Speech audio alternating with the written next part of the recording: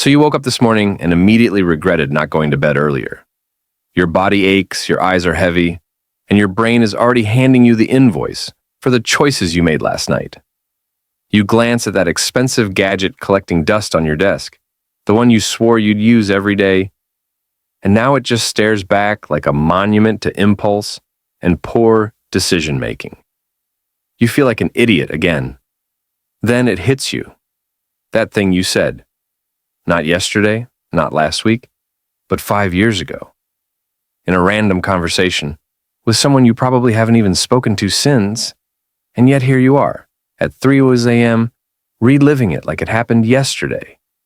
Your brain, generous as always, decides this is the perfect time to play the highlight reel of your most awkward moments, front row seats to your own humiliation.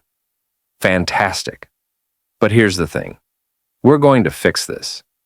Not by pretending regret doesn't exist, but by understanding why it does and how to deal with it in a way that doesn't suck the joy out of your life. Regret exists because your brain is wired to notice what's wrong. It's called negativity bias.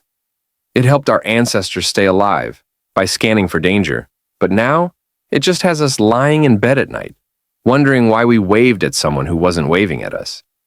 You could have the most peaceful, productive day, and your brain will still whisper, "Wait, is everything really okay?"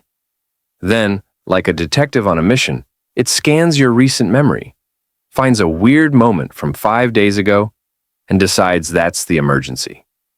Not the 99 things you did right, but the one thing that felt off. And to make it worse, your brain doesn't just replay mistakes, it exaggerates them. That thing you said in the meeting?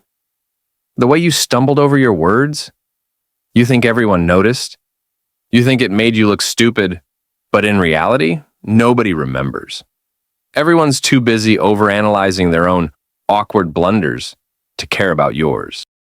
And then comes the illusion, the one that tells you, if I had just tried a little harder, I could have done it perfectly. That's the trap. We judge our past selves using the clarity and knowledge we have now. We forget that every decision we made was based on who we were in that moment. Our emotions, our fears, our limited understanding. We hold ourselves accountable for not knowing what we didn't know yet. That's like blaming yourself for not winning a game you didn't even know you were playing. But here's where the shift happens. What if regret wasn't the enemy? What if it was just data? Think about it. Regret is proof you've grown. You made a choice. It didn't work out. And now you have insight. That's valuable. You spent too much money on something useless? Cool. Now you've learned to pause before buying and ask, will I really use this? You snapped at a friend and felt awful about it? Great. That moment taught you to breathe before reacting.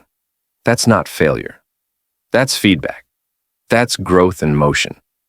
As for those little cringe-worthy memories that come back to haunt you, let them go. Seriously. Laugh at them. Tell a friend. Turn them into funny stories. If you accidentally said "you too" when the waiter told you to enjoy your meal, don't spiral into a shame hole. That's not a character flaw. That's just being human. We all fumble. We all misstep. And most of it is forgotten the next day. Life is too short to waste it cringing over things that don't even matter in the long run. The past cannot be changed. No matter how much energy you pour into reliving it, rewriting it in your mind, regretting it, it remains what it was. The only thing you can change is what happens next. So if you regret not working out, don't sit there marinating in guilt. Get up. Make a plan. Go for a walk. Take action. Let that regret become momentum instead of quicksand. Redirect that energy into progress, not punishment. And here's the real plot twist. Maybe the secret to happiness isn't being smarter, or more prepared, or having the perfect plan. Maybe the secret is being just a little bit dumber.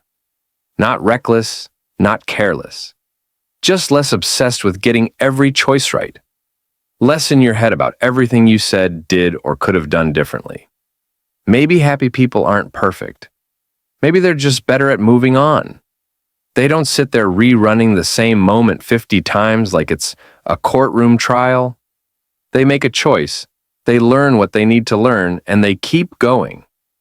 So, if you're someone who overthinks everything, who lies awake at night regretting moments no one else even remembers, this is your permission to let go, to laugh a little more at your mistakes, to learn from them when it matters, and release them when it doesn't.